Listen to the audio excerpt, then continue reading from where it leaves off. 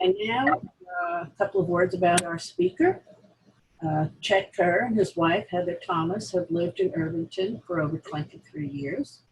After practicing law in New York City for over 30 years, he left his firm in 2016 to do new and different things. He currently teaches, works on civil rights issues and criminal justice reform, leads the Pollinator Project, and serves on several boards, including the Greater Irvington Land Trust, the Lawyers Committee for Civil Rights, and to our great benefit, the Irvington Historical Society. So I'm going to turn it over to you, Chet. Thanks, Pat. Pat, I'm going to mute you again, and thanks for that great introduction. And welcome, everybody. The way this is going to work is I have a presentation. I'm going to go through it and talk about the Tiffany and Matthiessen Estate in Irvington and really focus on the gifts to the village that the Tiffanys, the Dunhams, and the Matthiessen families gave to the village over a long period of years. There will be a question and answer session at the end, and hopefully I can answer questions then. Until then, I'm going to keep everybody on mute. So if you could just hold your questions to the very end, that would be great. We start off this first slide, and we'll come back to this map a couple of different times. This is a map done in 1866 of the property that was bought by Charles Tiffany and James Dunham, and I will go into a little bit about who they are. But just to put your perspective on what we're looking at, on the right-hand side, there's a yellow vertical roadway, that's Broadway. And then there's a horizontal yellow roadway. That's the road into Matthiessen Park that exists today, just opposite the entrance to the high school. Over on the left, you'll see the large yellow strip. That is the tracks for the Hudson River Railroad, or today Metro North. And as you'll see, when this map was made, some of the tracks were actually on the middle, in the middle of the river, and not just on land. And that's something we'll talk about as well. So my talk today is really about three families, and they're kind of extraordinary families, and they made an indelible mark on the village while they were here and for many years after, and a lot of their legacy can still be seen in the village today. The Tiffanys, the Dunhams, and the Mathiessens. And these families were incredibly accomplished and known throughout the world. Many of them had very world famous members of the family. And yet for many years, parts of these families chose to make their home in Irvington, right here in our own community. And each in their own way contributed to our community, and their gifts can still be seen in the village today. And that's what my focus is going to be on. Our story, however, actually starts about 100 miles east, maybe a little more than 100 miles east, in Attleboro, Massachusetts. Starts with a man named Jabez Lewis Ellis, who was born in 1810 to parents Jabez Ellis and Dorothy Draper, to a fairly well-to-do family in Attleboro, Massachusetts. Jabez's aunt, Chloe Tingley Draper, married Comfort Tiffany, who also grew up in Attleboro, Massachusetts. And they decided to leave Attleboro and move to northeastern Connecticut. And Comfort Tiffany originally was in the grain business, but then after being very successful, he opened a store in his small little community. Their oldest child was Charles L. Tiffany, who was born in 1812. And that made Charles Tiffany and Jabez Lewis Ellis cousins, because their mothers were sisters. And that makes a connection between, as you'll see as it weaves through this story of people. And in 1841, Jabez Ellis joined as a partner with his cousin Charles Tiffany and his other partner John B. Young to form Tiffany, Young and Ellis, which was a fancy goods and stationery store in New York City. Now, Charles Tiffany and John Young, who was an old, longtime childhood friend, had actually started their business 4 years earlier in New York City under the name Tiffany and Young, using a loan of $1,000 from Tiffany's father. Charles Tiffany had decided early on that northeastern Connecticut was not where he wanted to be. He wanted to go to New York, but they needed capital. And John Young's father was not willing to give it to them, but Tiffany's father was. And in 1837, they opened their first store at 259 Broadway, kind of opposite where City Hall is today. And they focused on items from Asia and Europe for all the new kind of wealth that was coming to New York at the time. And this is a quote from a book about Charles Tiffany. The store was stocked with saleable merchandise, choice and novel objects and bric-a-brac, Chinese goods, then very popular, Japanese paper mache and terracotta wares, umbrellas, walking sticks, desks, dressing cases, cabinets, fans, fine stationery, pottery, fancy articles, and curiosities of every description. And the way they actually did their business was Charles Tiffany would go down to the docks as ships came into the harbor of New York, and would go talk to all the captains to see if they had anything that they wanted to sell after their voyage to New York. He was very good at getting kind of odds and ends that he would then place in his store, sometimes on commission, sometimes not, or on contingency, excuse me, and sometimes not. But it was a slow start, but they slowly began to build a clientele. At the time, their store was a little further north than the main shopping district in Manhattan, which is a little further south on Broadway. But I think out of their good business sense and the quality of what they were able to put in their store, they quickly became relatively successful. When Jabez Ellis, Charles Tiffany's cousin, decided to become a partner in this new business, and he actually added some capital, and he had some European connections, and Tiffany decided on a new strategy, a new way to find goods to sell in the store.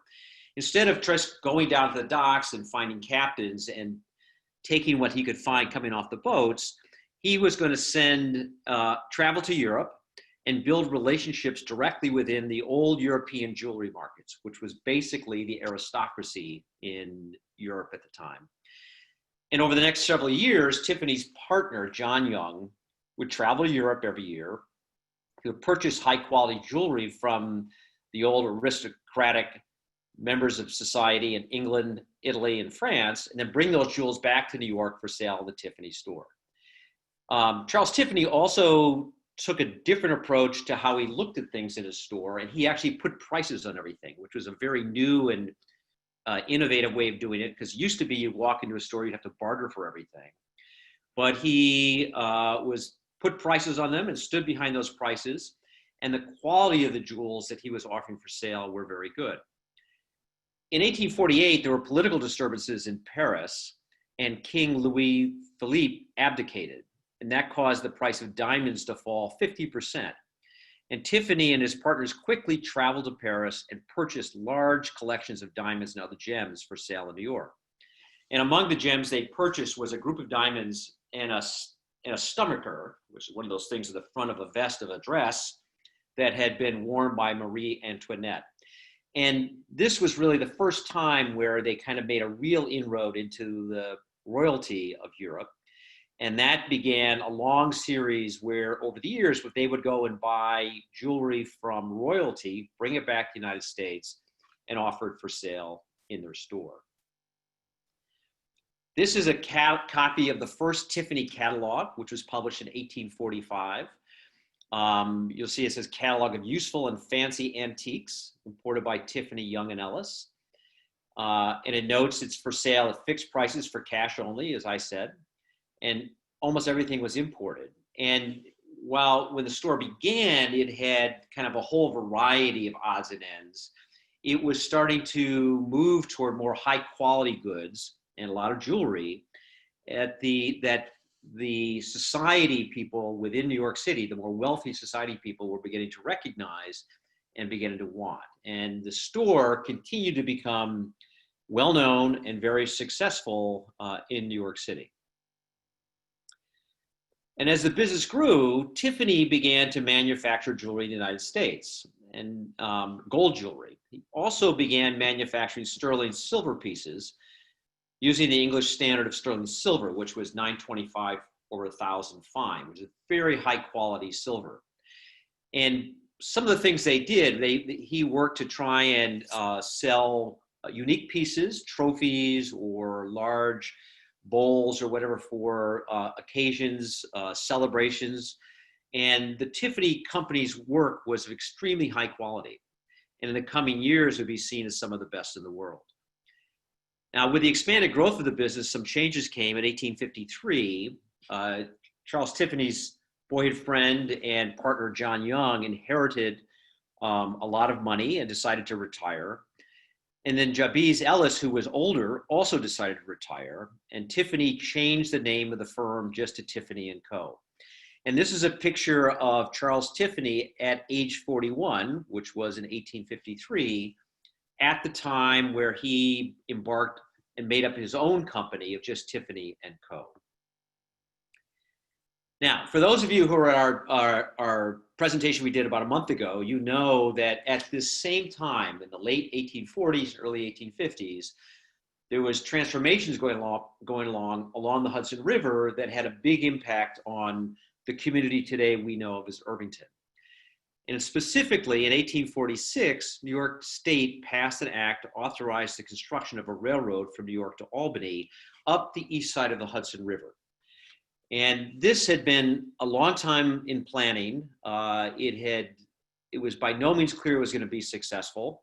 At that time, there was a tremendous amount of steam traffic and boat traffic up and down the river, and it was felt that the railroad could never compete with that. But there were early investors who thought this was really the way to go. Railroads were kind of the growing business. There's a lot of wealth in railroads.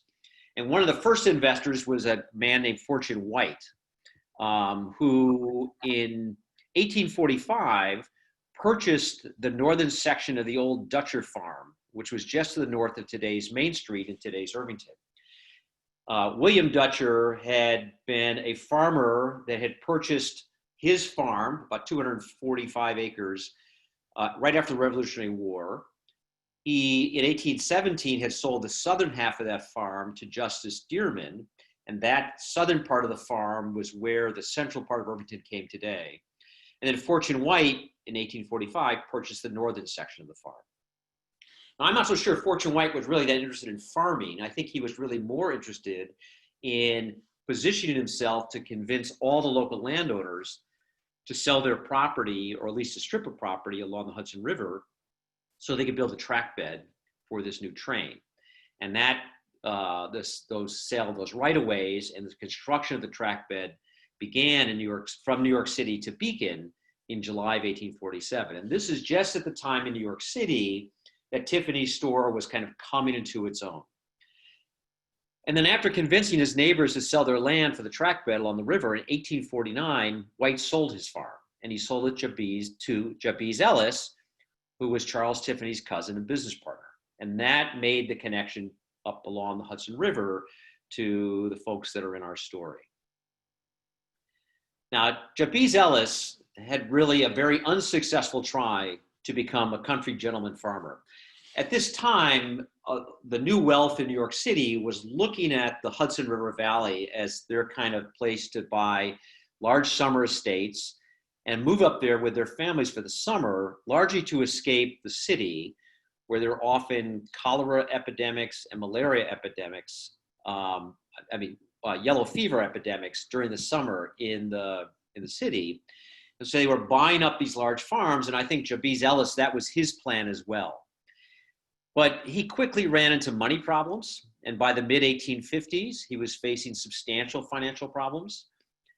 And then in 1857, he sold his farm to his brother, Ira Ellis, who was a shoe store owner in Pawtucket, Rhode Island, who then immediately resold the farm the next day back to Ellis's wife, Olive Bacon Ellis.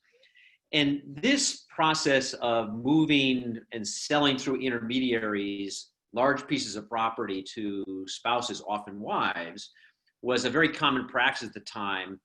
It protected the property from the husband's creditors. And as you all probably know, ownership rights between husband and wife were very different at the time.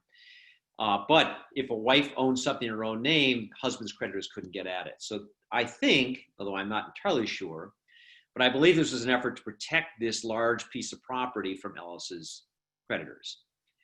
Over the next several years, Ellis and his wife borrowed money from a number of sources, including Charles Tiffany, and they heavily mortgaged their farm. And then in 1859, they actually leased the western part of the farm. That was the part of the farm. The farm was located just above where the central part of Irvington is today, between the Hudson River and Broadway. And it was known as the Old Brown Jug Farm. And they leased it to a guy named John Stanley, who was a business associate from Rhode Island that Jabez's mother had a distant family relationship with. Finally, in May of 1863, Jabez and Olive Ellis sold all of their property in Irvington between the Hudson River and Broadway to Charles L. Tiffany and James L. Dunham. And Tiffany and Dunham bought the property together, so they had an equal, undivided interest in all the property they bought. At this point, Charles Tiffany was 51 years old and was now the highly successful owner of Tiffany & Co., which was a leading merchant in diamonds, gold jewelry, and sterling silverware. And he sold these goods not only here in New York, but in Europe, and people came from all over to purchase things from Tiffany because of the quality of their goods. James Dunham, who was the other person who purchased this property with Tiffany, was a 37-year-old banker, and he was married to Charlotte Tiffany Morse, Charles Tiffany's niece. So he was essentially Charles Tiffany's nephew-in-law. And together, they jointly purchased from Ellis approximately 50 acres of largely open farmland running from what is today North Broadway down to the Hudson River. And this is the map we started off with, and this map shows the position and the property that Tiffany and Dunham purchased. Again, the line along the bottom, that's the northern stretch of what is today the Main Street area of Irvington. On the right-hand side is Broadway. On the left-hand side is the railroad tracks for then the Hudson River Railroad. And as you can see, part of the land they purchased extended onto the west side of the tracks as well. And that, as we'll later learn, is what is today we think of as Matthiessen Park.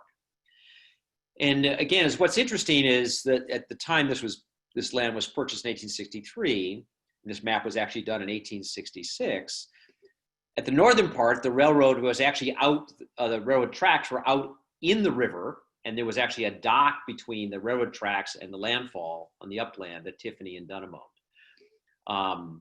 And this map, which was done in 1866, demarks how Tiffany and Dunham thought they would separate up this large 50-acre piece of property.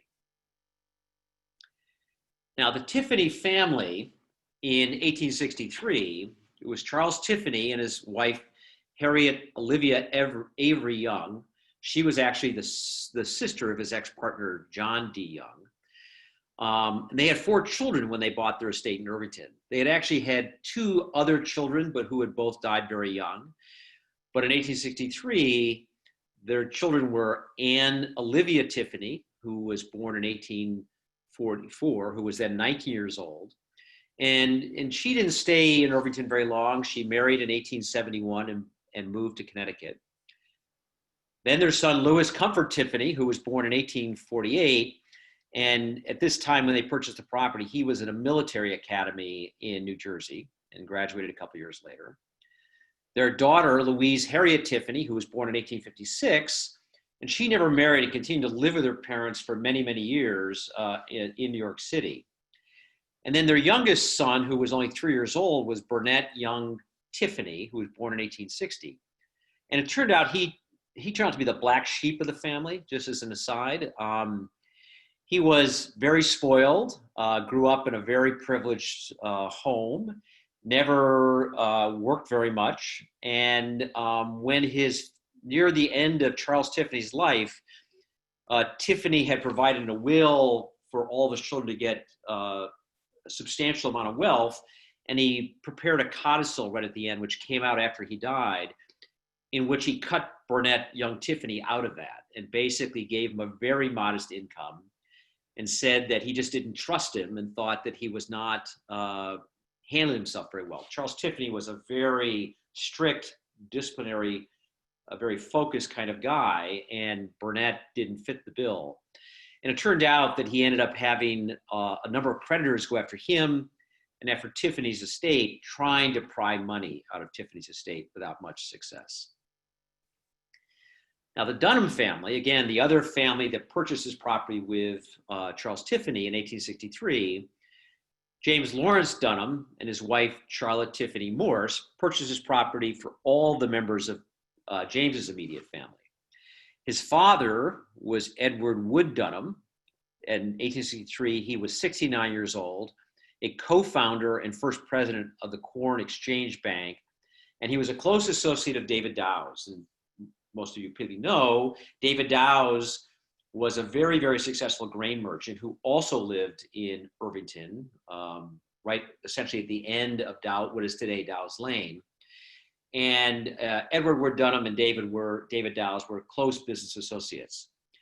James's older brother was Edward Dunham, who was born in 1819. Then his younger brother, Carroll Dunham, who was born in 1828.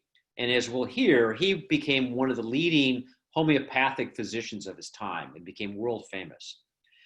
And then James' younger sister, Anne Lawrence Dunham, who was born in 1832, she married Samuel Coleman, who was an American painter, well known in the Hudson River School. And going back to James's older brother, Edward, I really don't know much about him. He got married. His first wife died after about 2 years. He got remarried. His second wife died after another year. Didn't have much success with his marriages. And he ended up moving away and not staying in Irvington. So after Tiffany and Dunham bought the estate, they quickly divided it up. And so what happened was, you'll see the number 2, looks like number 11, but it's number 2. That parcel, which was about 13 and a little under 13 and a half acres, the Dunhams sold all of that to Charles Tiffany, and Charles Tiffany built a large house at the end of this long driveway, which led out to Broadway to the right. The parcel that was south of that, which was parcel number 3, was sold to James Dunham. Then he split that up. And the parcel on the east, that smaller parcel surrounded in blue, he sold to his father, Edward Dunham, but with the agreement that not only Edward Dunham, but all the family would have ownership interest in that house, and they all could use it. So all of his brothers and sisters as well. And then James Dunham had the parcel to the left between the railroad and Edward Dunham's parcel. And this map, which is shown in 1866, shows the houses that the Dunhams built and the large house that Tiffany built. And as we'll talk, those 2 houses that were built by James Dunham and Edward Dunham are still here in Irvington, in Matthiessen Park, and you can see them today. Beautiful old homes. So let's focus on the Tiffanys if we can. Charles Tiffany, like other very wealthy New Yorkers, Charles and his wife used their estate in Irvington largely as a summer retreat for their family. Yet Charles Tiffany took an active interest in the village and used his influence and wealth to help build the community over a course of many years. And that's kind of what I want to focus on, kind of the way that both Charles Tiffany and later his son Louis Tiffany made their mark on the village. So again, for those of you who were at our presentation last time, you know that in 1869, 2 other members of the community, John Williams and Frederick Guiteau, purchased a lot on the northeast corner of Main Street in what was called F Street, which is today North Ferris, for the Mental and Moral Improvement Society of Irvington, New York. And they established the Athenaeum, which was one of the first circulating libraries in Westchester. Now, John Williams at the time owned a large estate on North Broadway, on the east side of Broadway, essentially where Riverview Road and Circle Drive is today. And Frederick Guiteau owned a large estate along South Broadway, again on the east side, just a little north of Harriman Road. Charles Tiffany was a longtime trustee of the society and a big supporter of it, and gave books to the Athenaeum and really helped it flourish. And in 1892, the trustees of the Mental and Moral Improvement Society of Irvington, New York, donated this land to the village on the condition that the village continue and maintain upon said premises a free reading room and a library. And as you know, this parcel was where Town Hall was built in between 1902 and 1905.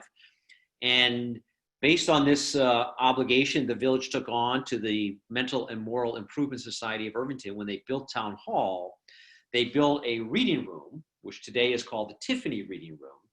And that is an open room where you can go, and it belongs to the Irvington Public Library, you can go and read books. Another important thing that Charles Tiffany added to our community was his relationship with the Presbyterian Church of Irvington. The Presbyterian Church, as you know it today, actually began in about 1855. There was a group of citizens, residents of the village at the time, who wanted to start a Presbyterian church.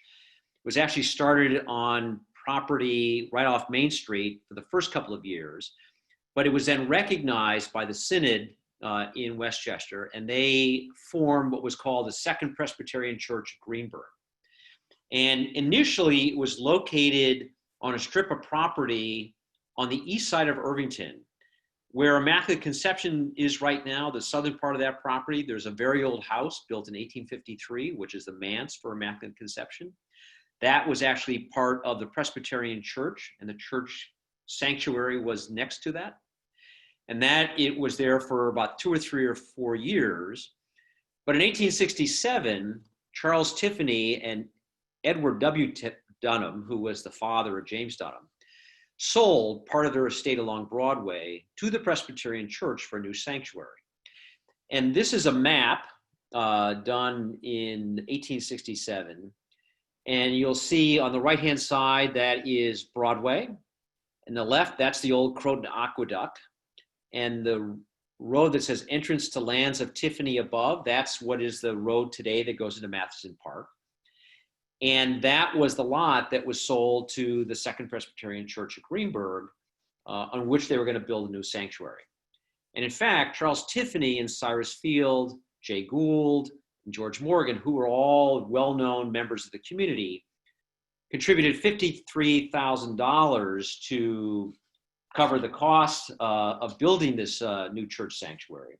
And it was designed by James Rennick Jr., who also designed St. Patrick's Cathedral and Grace Episcopal Church in New York City. If we just stop for a second, you'll see right below this parcel for the Second Presbyterian Church, they sold that parcel to Edmund Kaufman Jr.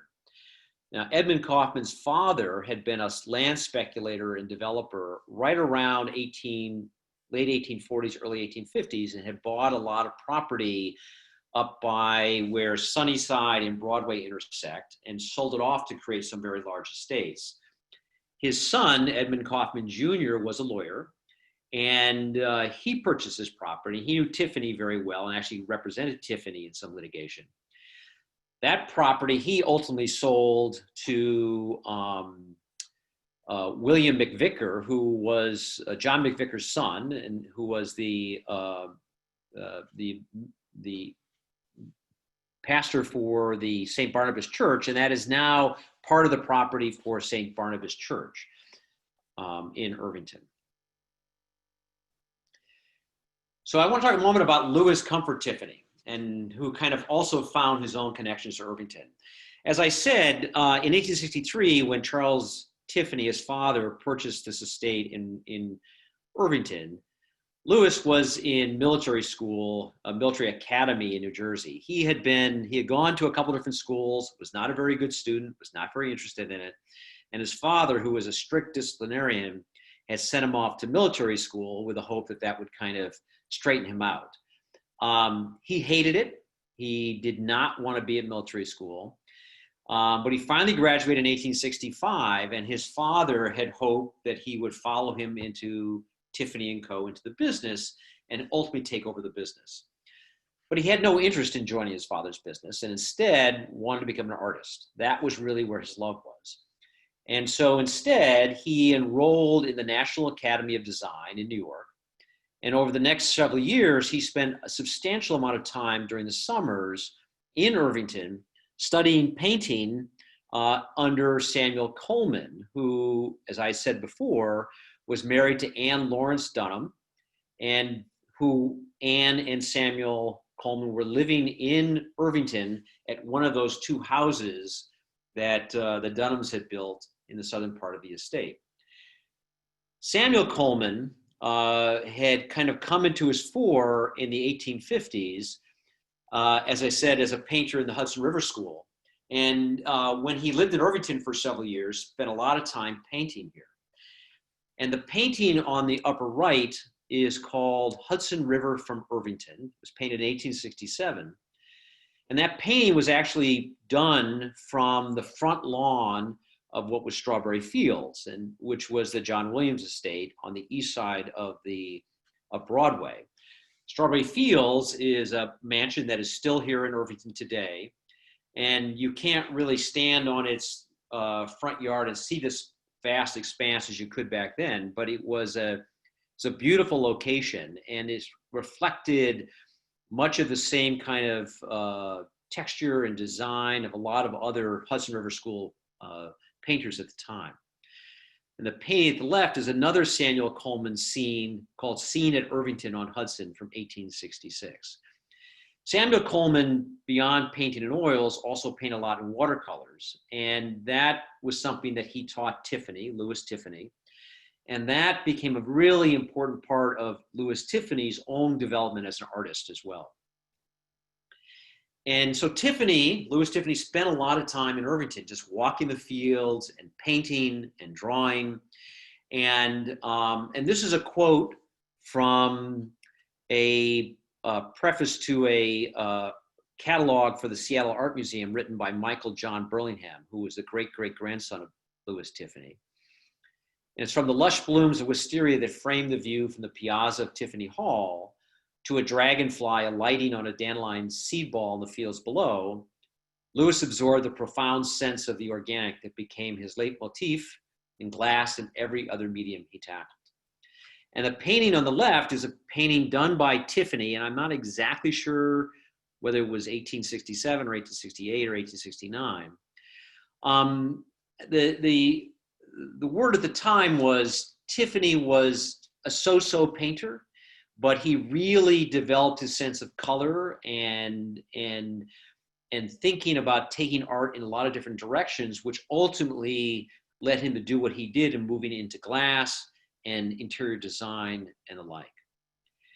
And in fact, in the 1870s, he became interested in glassmaking and in design, and joined with three other people, one of which was Samuel Cohen, and then Candace Wheeler and Lockwood DeForest, to form Louis Comfort Tiffany and Associated American Artists, and focusing on designs of wallpaper, furniture, and textiles. And they were essentially kind of the precursors of today's artists who became interior designers. And their model was to basically design the interiors of very large estates, and with very rich, beautiful artistic structures and views and the like. And in 1885, he formed his own glass company called the Tiffany Glass Company, later known as Tiffany Studios, and built a large factory out in Corona, Long Island. And he ultimately ended up in Long Island. He married a woman who was from the North Shore of Long Island, and he built a large 95-acre estate called Laurelton Hall, where he put all this into work. It's apparently an absolutely gorgeous place, very, very beautiful, and very, very well known. When Irvington Town Hall was built, as I said, in between 1902 and 1905, because of the requirement from the Moral and Mental Improvement Society that there had to be a reading room, that had to be put in the town hall. And Helen Gould, whose husband Jay Gould owned Lyndhurst, just north of here, she commissioned Tiffany Studios to create the Tiffany Reading Room. And the Tiffany Reading Room still serves our community today, and a real legacy of how the Tiffanys and what they did now more than 120 years ago still is something that we can take advantage of in our community. And this is a picture of the renovated Tiffany room. It was renovated, I think, 10 to 12 years ago and redone, and it's absolutely beautiful. It's kind of locked up right now because things are shut down for COVID. But when things open up, it's a beautiful place to go and sit and read on an afternoon. And there's some really beautiful elements to the Tiffany room. On the upper left, you'll see some of the lamps that were designed by Tiffany that still hang in the Tiffany room. And then in the middle, there's a chandelier that has Tiffany lamps hanging from it as well. And then some of the mosaics on the walls and quotes that Tiffany placed around the room, very famous quotes. It's really a spectacular place and a real gem that all of us today really can enjoy. Another thing that Louis Tiffany did for our community was in 1912 to 1913, the Presbyterian Church of Irvington decided to redo its sanctuary. And as I said, Charles Tiffany, Louis Tiffany's father, had contributed to the construction of the original church, and now Louis Tiffany oversaw the renovation of the interior of the church sanctuary. And he personally redesigned and created the 185 blue, green, and amber stained glass windows in the church, which he had attended as a young man. And he designed the windows in an entirely abstract mode with absolutely no reference to the scriptures, which was very unique for the time and very unusual, but very, very beautiful. And it's really they're really a beautiful place to go and see. Now, actually, Tiffany touched many places up here throughout the Hudson Valley and nearby in Irvington. And that long relationship lives on in something called the Irvington Hudson River Tiffany Trail, which is a joint project of the Village of Irvington and the Hudson River Valley Greenway, which is a state agency. And there are locations on the Tiffany Trail in Irvington, some of which I've mentioned. And then there's other ones up in Terrytown, south of here, whatever. And it's just a beautiful day if you want to go spend and see some of the wonderful artistry that he's done. Here in Irvington, again, there's the Tiffany Reading Room, the interior of that. There's the Irvington Presbyterian Church, the stained glass windows. The Church of St. Barnabas also has stained glass windows, two small windows in the church itself. And in the Irvington Public Library, there are Louis Comfort turtleback lamps, which hang in the main reading room and in the children's reading room as well. In this slide on the left is one of the stained glass windows in St. Barnabas. It's called The Descent of the Holy Spirit, very well known, and it was donated by the Crisfield family to the church. And then the window on the right was a Tiffany window from the Rockrom Castle, which was the large castle owned by Beltzhofer, where Halsey Pond was. That was a gigantic 3-story castle that was there for many, many years. It eventually burned down, I believe, in the 70s. But this window was saved and is now in the Corning Museum of Glass in upstate New York. So we've talked about the Tiffanys. Let's focus a little bit on the Dunhams, because they were also an interesting family and left their mark on Irvington as well. The relationship between the Dunham family and Irvington actually began before Charles Tiffany and James Dunham bought their jointly owned estate just to the north of the village in 1863. James Dunham's younger brother, Carroll Dunham, was a graduate of Columbia University and of the College of Physicians and Surgeons in New York. And he and his wife actually leased a cottage between North B Street and North C Street in 1862, the year before his brother and Charles Tiffany bought their large estate. Then in 1864, Carroll Dunham and his wife purchased a large group of lots between North D Street and North E Street, Dutcher and Eckert today, that was just south of and abutted the larger property that his brother James had purchased. And in this map, this is a map from 1868 of parts of the Tiffany estate and the very northern part of the Main Street area of Irvington. And there you see the two Dunham houses we saw on the map before, the Tiffany house. And then just below that, you'll see there's a large house and it says Dr. C. Dunham. That's where Carroll Dunham and his wife, Harriet, bought their property, and it was kind of connected to the rest of the Dunham property. So it made this kind of Dunham compound. Um, this kind of shifted around for the Dunham family. In 1866, James Dunham conveyed his parcel, which was on the left-hand side, to his father. And then 2 months later, conveyed all the rest of his interest in the Tiffany Dunham estate to his father. And so it really became the father, Edwin W. Dunham, and Charles Tiffany that managed this large estate together. Edward Dunham died in 1871, and his children, actually Edward Dunham, James Dunham, and Carol Dunham, and Anne Dunham, had to decide what to do with his property interest that was shared by Tiffany. One of the first things they did was sold a slightly over 3 acre sized parcel, which extended north from East Street and F Street into the Tiffany and Dunham estate. And this map is, if you look at that arrow on the right-hand side, that's the arrow pointing north. And this map shows as if F Street and E Street had been extended into the Dunham estate.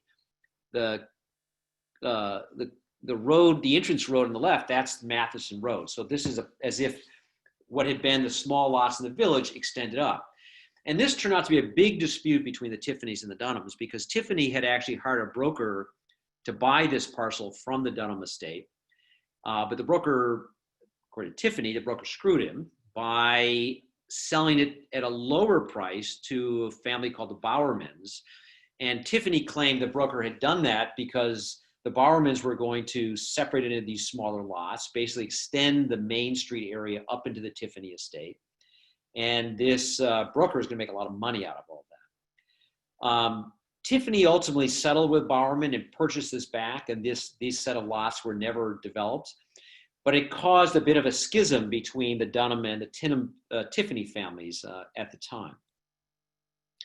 Ultimately, the Dunham children slowly transferred what had been their family's remaining interest in that large 50-acre estate that Charles Tiffany and James Dunham had bought in 1863, and they basically transferred it all to Charles Tiffany.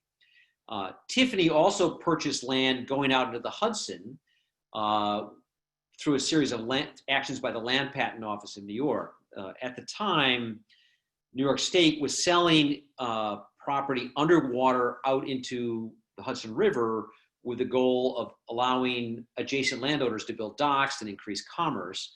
And Tiffany bought all that going out about 100 yards into the Hudson.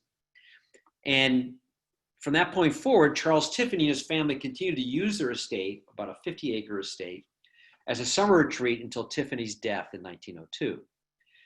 Among the Dunham family, however, it was Carol Dunham and his wife Harriet Dunham who decided to stay in Irvington, and they did that on their property that they had bought between D Street and E Street. Now, Carol Dunham, who was James Dunham's brother, was trained as a physician of traditional medicine, but he turned to homeopathic medicine and became an international leader in this field. And the reason why is after medical school, he traveled to Europe just to when you were young and you finished college, your parents send you off to Europe for a year or two. And in Dublin, he received a dissecting wound, which became affected, and he was very, very sick.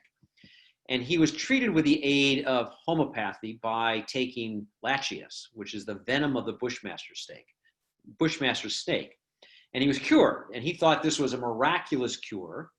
And he then went on to the continent and studied under a Dr. von Boninghausen and became a leading practitioner of homeopathic medicine. And returned to the United States, he became the dean of the New York Homeopathic Medical College and recognized as a leader in the field. And this was a big deal for Irvington at the time, to have this leading medical practitioner and somebody who was known around the world living right in their community. So I didn't know what homeopathic medicine was before I began doing all this research. And what I've learned is a system of alternative medicine which was created in 1796 by Samuel Hahnemann. Its practitioners believe that a substance that caused symptoms of a disease in healthy people will actually cure the disease in sick people. And it's using a doctrine of similia, similibus, curentur, or like cures like. And so the way you make homeopathic preparations, which are termed remedies, you take a substance that creates this a symptom, and you dilute it substantially, either in water or alcohol, and it's diluted repeatedly until it's almost none of it's left in the dilution. And while you're doing that, homeopaths hit and shake the product so the dilute remembers the original substance. Homeopathic medicine was practiced widely throughout Europe and the United States in the late 19th century, but it's largely discredited today here in the United States. It is still practiced in other parts of the world, but today it's not recognized as a part of the medical profession. Generally, people still do it. But at the time where Carol Dunham was a leader in this field, it was a very big deal that he lived here in Irvington. And Carol Dunham and his wife, Harriet, became leading citizens in the community. Their son, who was called Dr. Carol Dunham II, followed in his pathway and also became a homeopathic doctor. Carol Dunham II and his brother, Edward Kellogg Dunham, each married the daughters of David Dowes, who had been the business associate of their grandfather. And that cemented them both into the Irvington community even further. Edward Kellogg Dunham and his wife eventually moved away and started summering up in Maine. But Carol Dunham and his wife, Margaret W. Dowes Dunham, basically settled here in Irvington and became leaders in the community.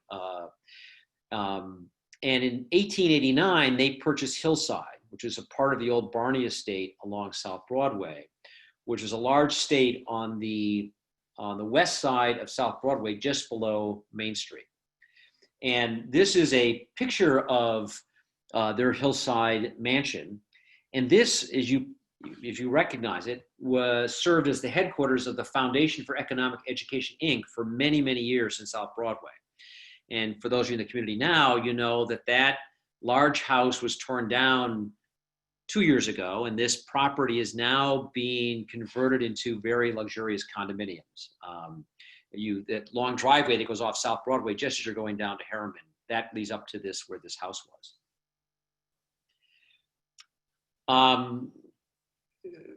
Part of what Dunham's impact in the community, it turns out that in the 1880s, there were gangs in Irvington, and there were rival gangs there's a gang at A Street and a gang at D Street, and they would get in fights along Main Street all the time. And that led to the residents of the village to decide we needed to create a social club that would provide a more positive environment for social interaction for our youth here in Irvington, kind of an ongoing theme.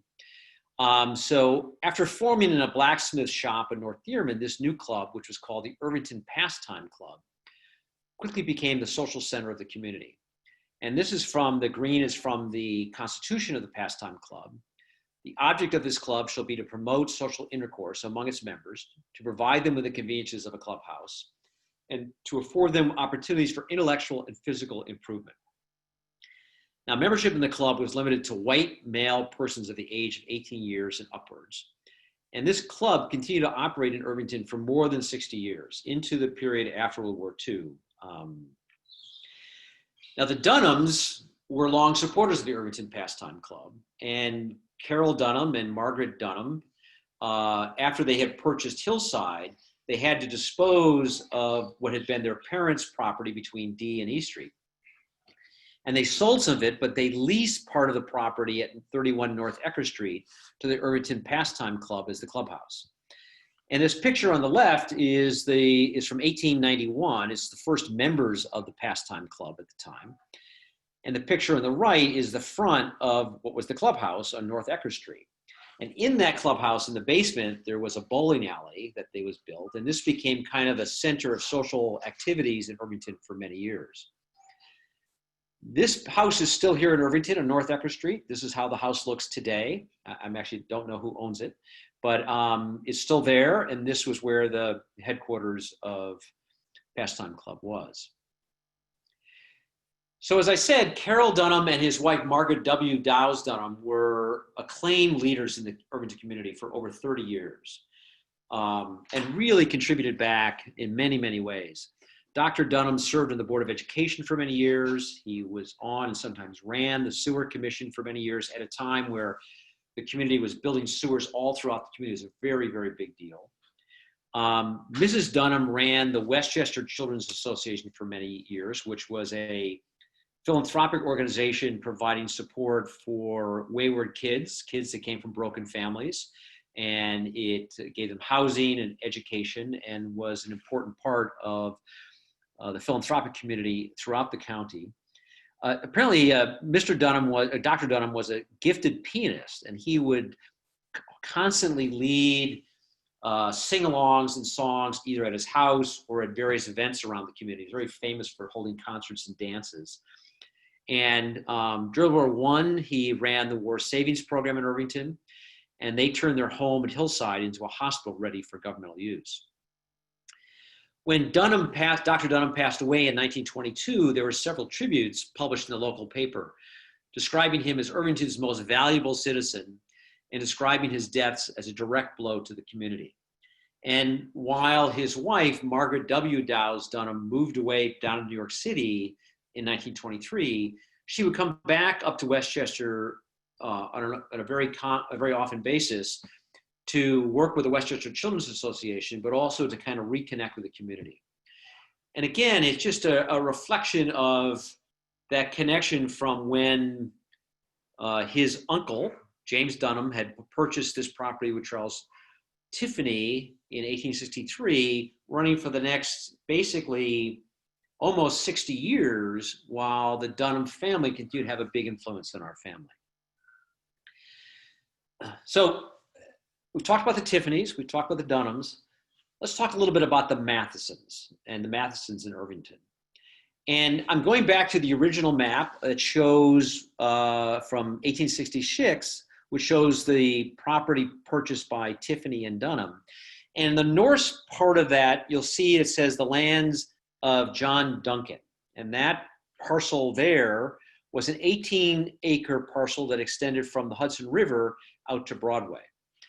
In 1870, Helen Duncan, the executrix of the last will of John Duncan, sold to Emma Matthiessen an 18.194 acre parcel just to the north of the Tiffany Dunham estate. So that was the property right there. And so this is a map from 1872 where you can see the juxtaposition of the Tiffany and Dunham property and the Matthiessen property. And the woman who bought it, Emma Boyles Matthiessen, was the wife of Franz Otto Matthiessen. Now, this leads to who Franz Otto Matthiessen and the Matthiessen brothers. And Franz Otto Matthiessen had moved from Chicago to New York in 1863 to start a very large and successful sugar refinery in Jersey City, New Jersey. And it's interesting, I was doing all this and I got a message from a Terry Sweetman who said that her great-great-grandfather, William Sweetman, was a gardener who had immigrated from Tipperary. And his first employer was Franz Matthiessen on this estate. He worked there for about 3 years, and then he went on to work at the Barney estate for the next 45 years or so. So real connection to this old part of Irvington. In 1887, Franz Matthiessen transferred his company to and became one of the trustees for the American Sugar Refining Company, also known as the Sugar Trust. And for many of you know, in the late 1800s, several large industries formed these large, enormous trusts that basically were tremendous monopolies and controlled, in this case, 70 to 80% of the sugar refining business in the United States. And at one point, Franz Matthiessen personally controlled all of the shares of the Sugar Trust, worth millions and millions and millions of dollars. And this was ultimately, these trusts were ultimately broken up in the early 1900s. But for a while, Franz Matthiessen controlled much of the sugar refining throughout the United States. He eventually had a falling out with one of the other trustees, which one of the principal ones was William Havemeyer. And for those of you who know the Havemeyer name, a distant relative of William Havemeyer, a man named John Havemeyer, ultimately purchased property in Ardsley Park and up by the Ardsley Country Club, and it was had a long member in our community as well.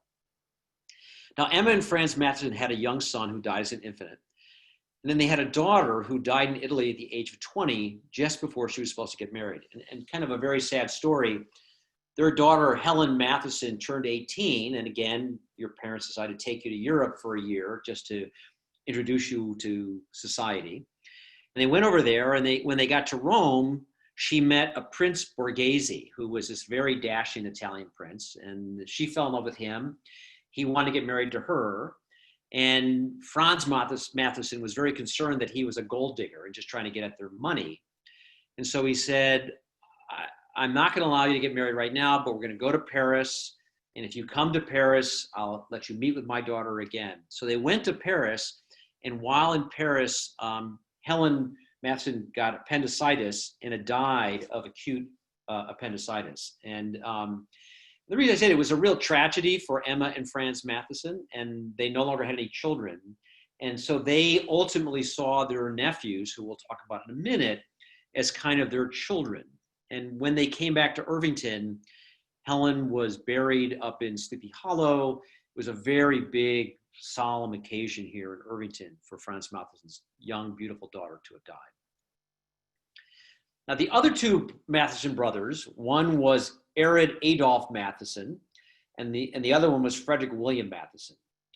And Arid Adolf Matthiessen was the owner of a large sugar refinery in Chicago, and for many years, a banker in the firm of August Belmont and Company here in New York City. And August Belmont was a big, big feature in the banking industry during this time, very, very well known. And the picture on the right is of Arid and his wife.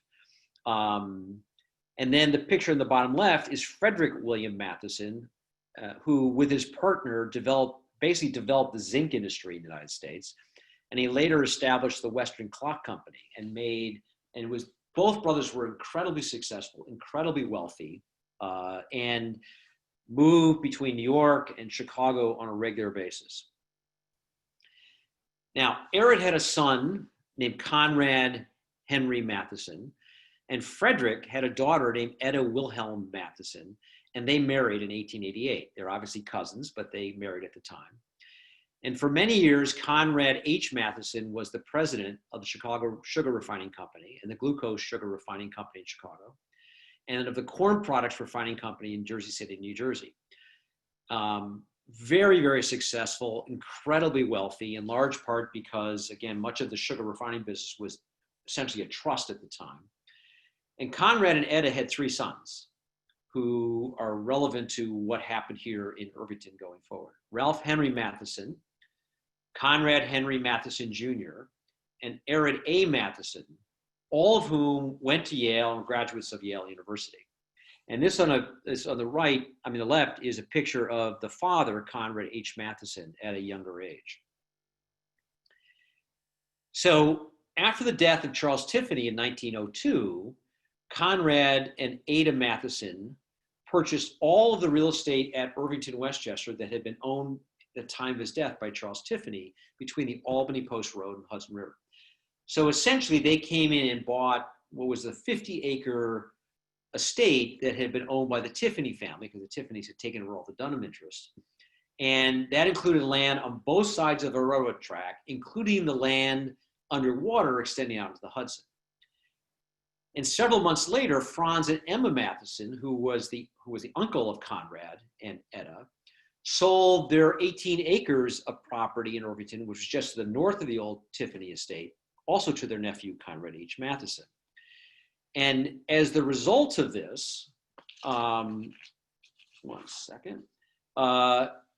this is a map from 1911 of what became the new Matthiessen Estate in Irvington. And again, just to get yourself oriented, on the right-hand side is Broadway. On the left-hand side is now the New York Central and Hudson River Railroad. You'll see at the bottom of the map, that's the Main Street area of Irvington. The line that kind of curves through on the right-hand side, that's the Croton Aqueduct. And you can see the homes that had been built by the Tiffanys and had been owned by had been built by the Dunhams, then owned by the Tiffanys, and were now owned by the Mathiessens. Interesting, the parcel on the upper right-hand side, which is Daniel L. McElroy, in about 7 or 8 years, that parcel was sold to Madam C.J. Walker, and that's where Villa Lawaro is today. And you also see the Presbyterian Church and the St. Barnabas Church on the part of what had been the Tiffany estate that Tiffany had sold to create the grounds for the Presbyterian Church. This is an article from 1917 about swimming on the point. And the point was the part of the Matthiessen property, which is on the west side of the tracks. And again, this is the 1911 map. You'll see it's just north of where the main part of Irvington is, and just where the dock area is on the other side of the tracks. That was a was owned by Matthiessen, but he approached the village and offered to allow the village residents to use it as a park.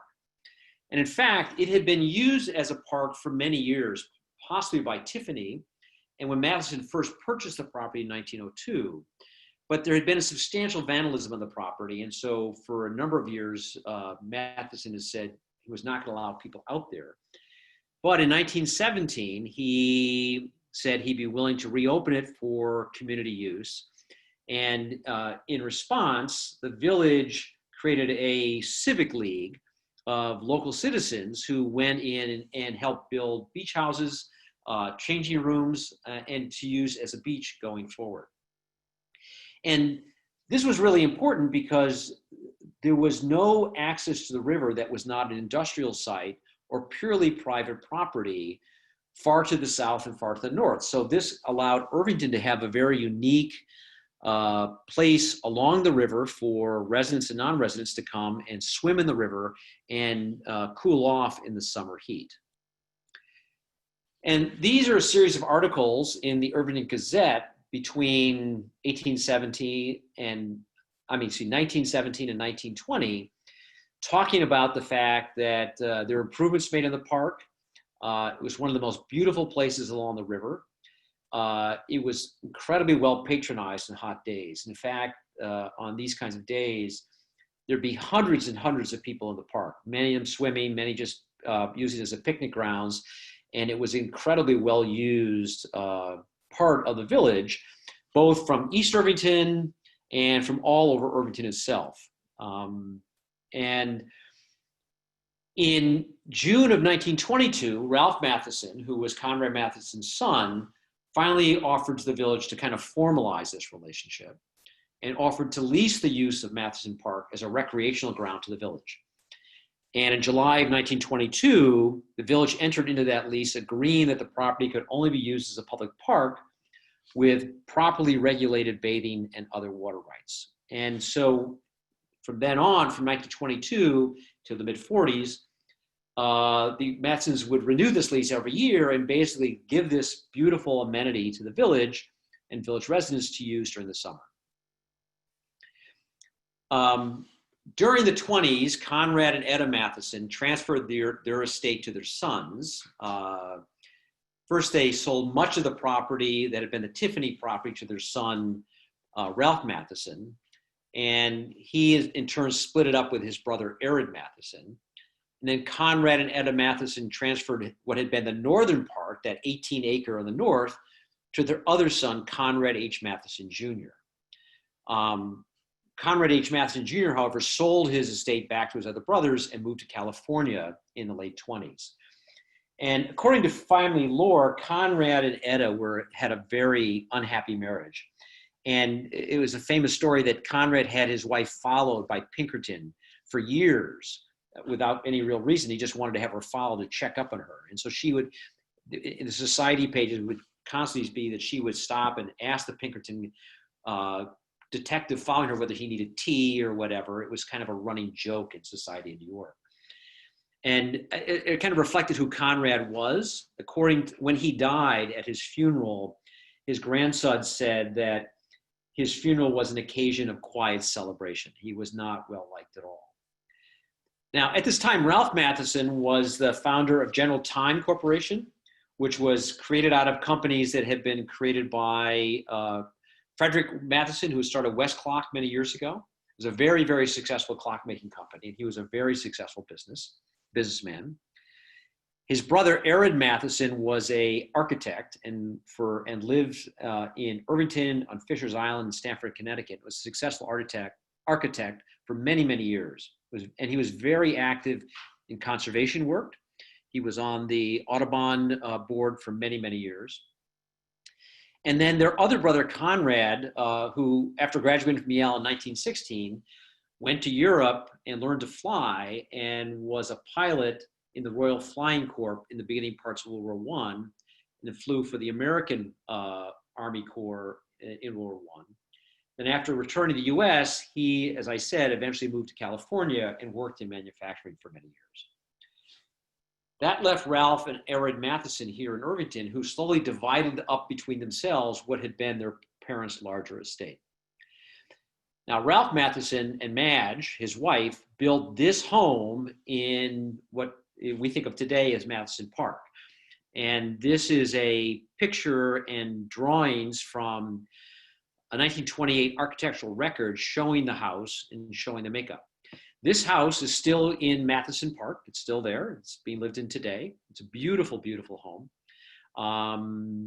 And so Ralph and Madge, this was their principal residence for many, many years.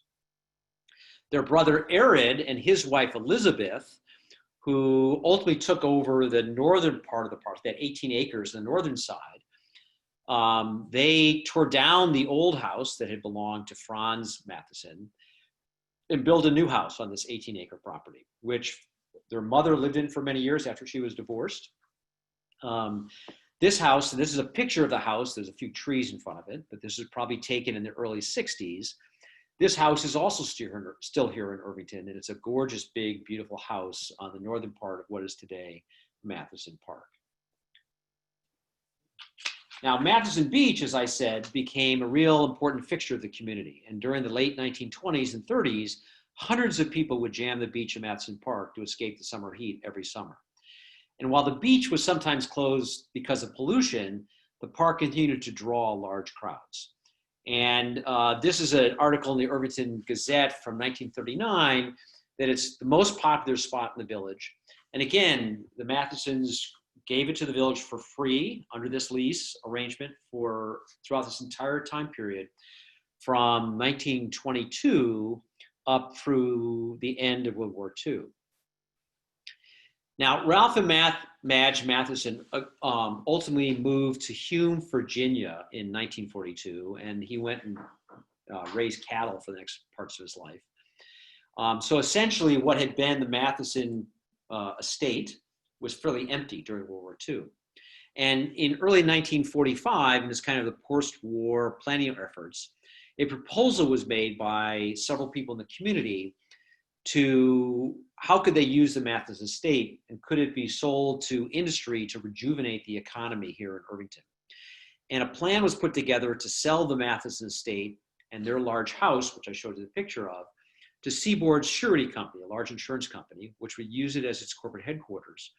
And the Mathiessens would then gift the beach, part of their parcel on the west side of the tracks, to the village.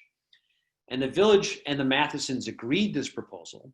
And in July 1945, the Mathiessens conveyed the parcel on the west side of the tracks to the village on the condition that its use be restricted to a public park.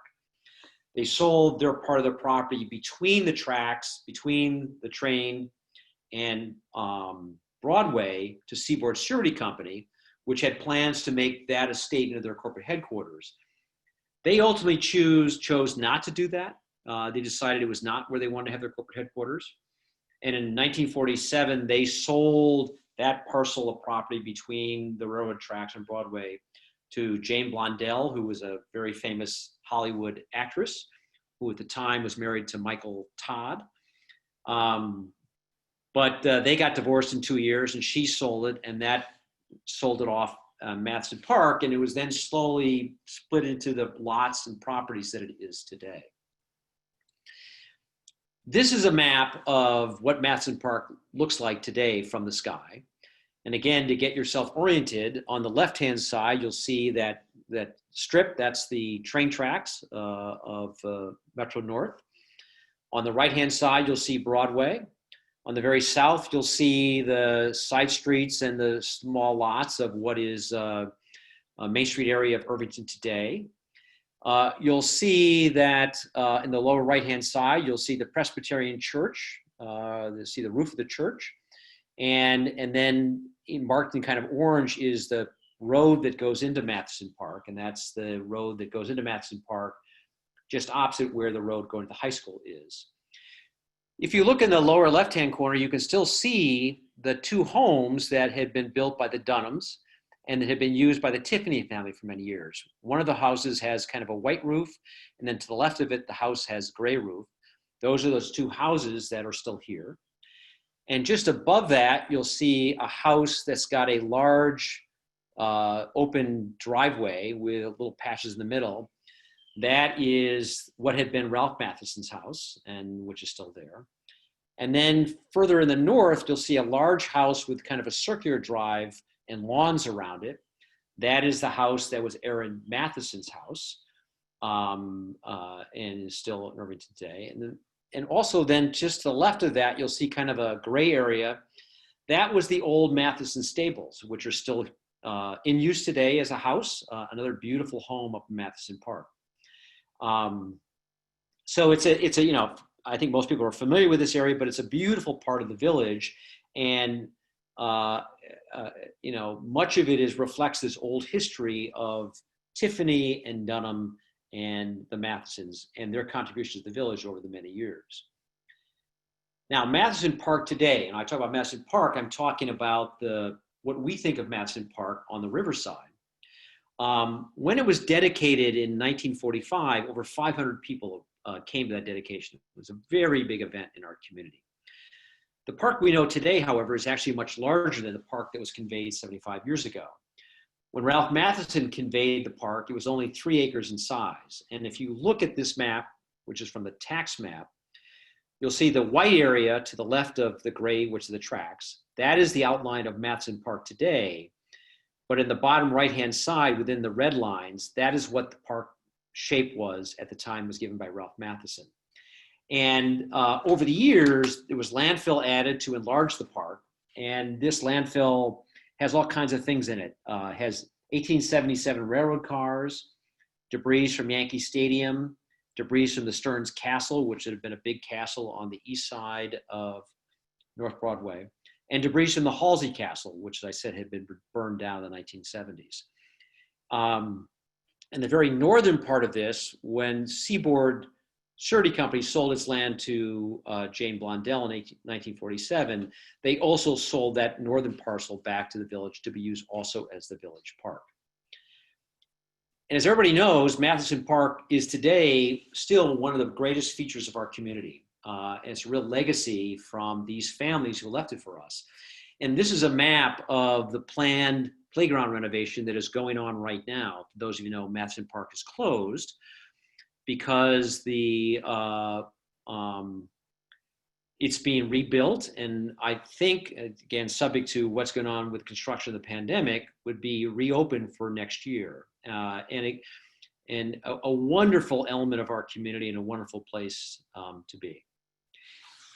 So that kind of covers my talk for today. And what I would like to do is open this up for questions. If anybody has a question, the way you can go to question, if you go to your screen and under participants and you click on in the black thing that says participants, you'll see a little button that says raise your hand. And if you have a question and you raise your hand, I will see it and I can unmute you and hopefully answer your questions best I can. So let me open it up. If anybody has any questions and they want to raise their hand, let me know. There's a question. Let me see if I can unmute you, Michelle. Oops. 1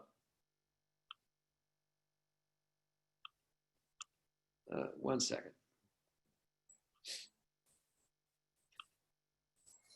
Michelle, you're unmuted. What's your question? Um, are any of the houses that you spoke about today historical public houses that you can visit? Um, the houses in Matthiessen Park are privately owned. And so I think the answer to that is no. At least I think, so the answer is no. There are other public homes, but none in Matthiessen Park. So the ones that I've spoken about are not available for private visits, as far as I know, unless you happen to know the owners. So they're all private. They're all private. Okay, Okay. thank you. Okay. I have another question from Aud. Yes, that's me. What happened to the public beach in Matthiessen Park?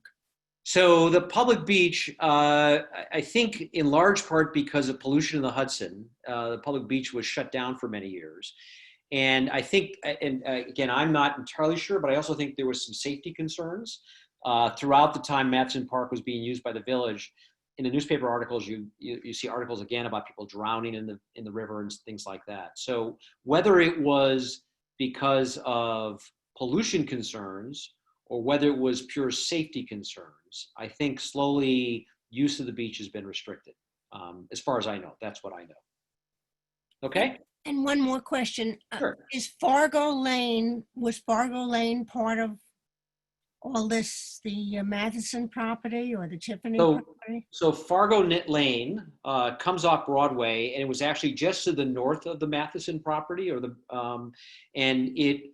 Fargo Lane was put in later after Tiffany had purchased the property, and the very northern parcel of what had been Arid Mathiessen's property, that northern 18.5 parcel, that abuts Fargo Lane. And actually that house that was Arid Mathiessen's house is now reached off of Fargo Lane. So Fargo Lane is kind of touches the northern boundary of what this property had been. Thank you. Okay. Other questions?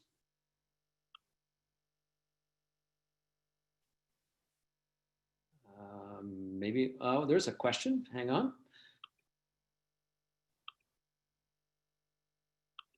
See if I can unmute you, Connie. Connie, you're unmuted. Oh, okay. Well, thank you, Chet. The farmhouse and outbuildings that were the Dutcher, so older than the time period you're talking about. Correct. A couple of us did some walk around that area, and we went down Fargo Lane.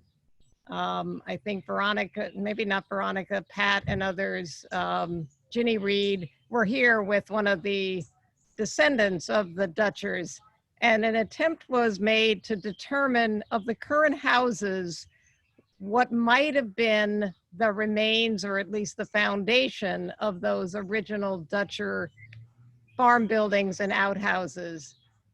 Did you discover anything about the subsequent owners and whether or not they actually created their home on top of the original Dutcher home? That I don't know. If we go back to this slide for a second, I'm not exactly sure. I know the Dutcher farmhouse was somewhere within this property. I've never really kind of focused on exactly where it was. One thing I can show you, however, let's see if I can go to another slide. Let me just go down a little bit. I want to show you, get to a map.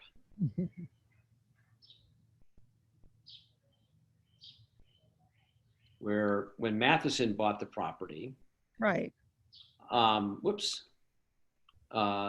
In this, there's a get my screen clear here. You'll see that in the right along Broadway, it says FOM, and there's a little black thing that was a little house there. That was the old Acker Inn. Right, I know that. Where James Acker was. Yep. But where the Dutcher farmhouse was on this property, I don't know exactly. And I'd be curious if anybody does have that information, but I'm not exactly sure where it was in that property. So I think, not to give you another job, Chet, for another talk, but I could try to hook you up with what we discovered from that visit. Pat might remember a little more because I didn't know the owners of those current homes that we looked at, so I don't remember the names, but Ginny Reed and Pat and others might have some clues about that. And it would be a great additional talk, pushing you back a little earlier time period. Okay, well, let me know. Okay. So, David, David, I unmuted you. Thanks so much, Chet. Just a quick question. You talked about the gang battles in Irvington. I found that very intriguing. Can you talk more about that? Well, I don't really know much about the gangs. I just know that that was the origin for the Pastime Club. That came from information that was in the Irvington Historical Society's files. I have not separately tried to figure out the origins of these gangs or whatever, or what they did or what they were focused on. But all I can tell you is that's what led to the Pastime Club. So I don't know more than that at this point. Okay, thanks, Chet. Okay. And then Tony, you had a question. Let me unmute you.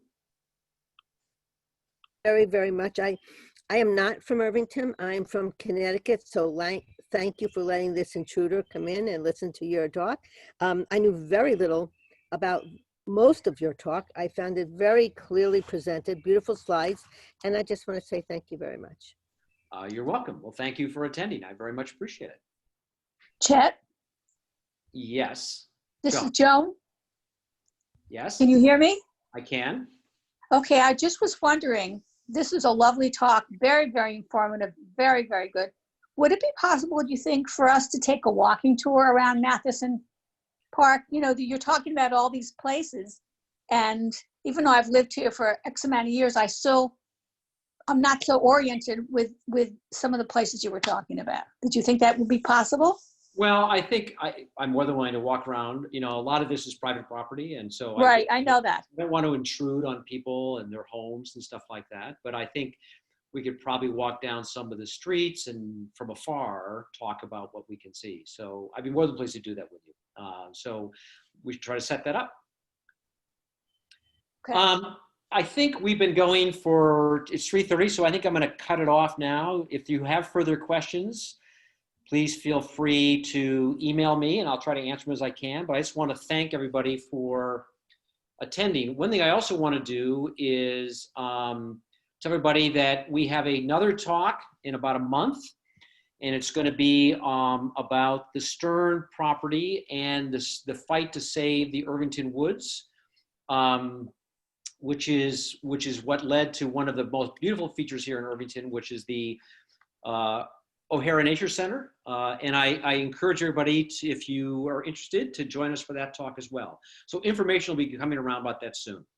Okay,